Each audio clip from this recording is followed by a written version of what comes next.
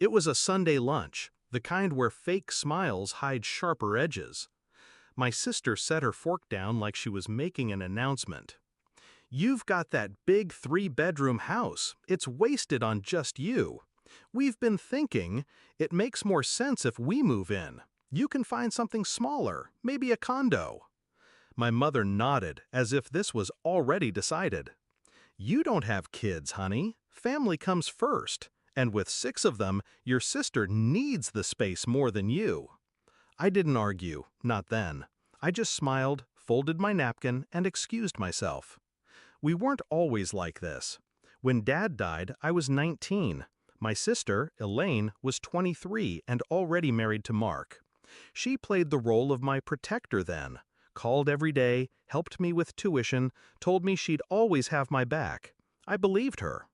When I bought the house 10 years later, she was the first to tour it. She hugged me in the empty living room and whispered, "You've made it." I thought she was proud. Now I know she was calculating. The shift started small. I'd host Christmas, but she'd forget to bring dishes she promised. Birthdays came and went without her showing up, unless the party was for her kids. Then came the comments. "This place is too big for just one person. You must get lonely rattling around here. You're so lucky you don't have the expenses we do." It wasn't until that Sunday lunch that the mask fully dropped. They'd already decided I was moving out. I was just the last to be informed.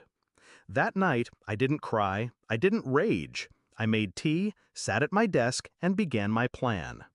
The deed was in my name only. The mortgage was fully paid off. I'd worked years to get here, and they assumed I'd give it away because my womb had stayed empty. I wasn't going to fight them head on. No. People like Elaine thrive on public drama. I'd make her think she'd won, right until the floor dropped out from under her. Step 1. I agreed. A week later, I called Elaine. My voice was light, almost cheerful. "You know, you're right. This house is too much for me.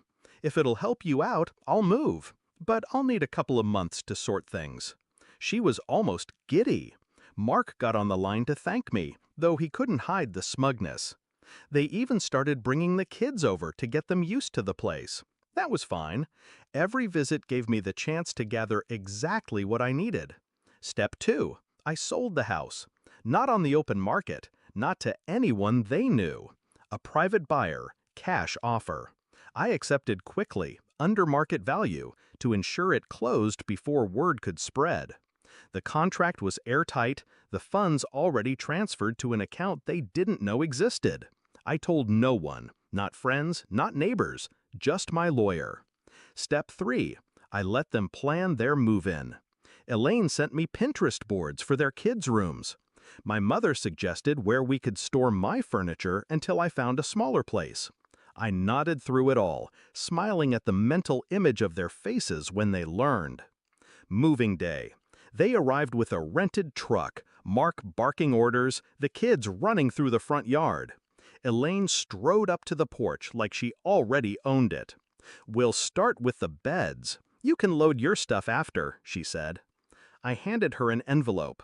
She didn't take it first, too busy directing traffic. "What's this?" "The new owner's contact info," I said. "You'll need to arrange a tour with them. It's not my house anymore." Her face froze. "What do you mean, not your house?" "I sold it. Closed last week. I'm moving today, too." Mark stepped forward, his voice sharp. "You can't just—" "I could. I did. And since you never paid a cent toward it, you had no claim. The buyer should be here in," I checked my watch, "3 minutes."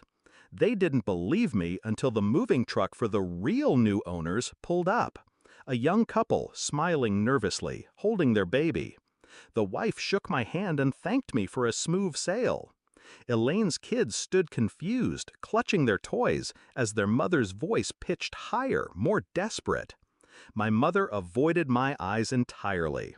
I didn't stay to watch the full meltdown. Just got in my car, turned the key, and drove away. Now I live in a smaller place, by the coast. 2 bedrooms. Enough for me and for the friends who actually show up when I need them. Elaine still tells the story to anyone who'll listen, but she leaves out the part where she tried to take what wasn't hers. When people ask me why I didn't warn her, I just smile. Because some lessons are only learned in the fall.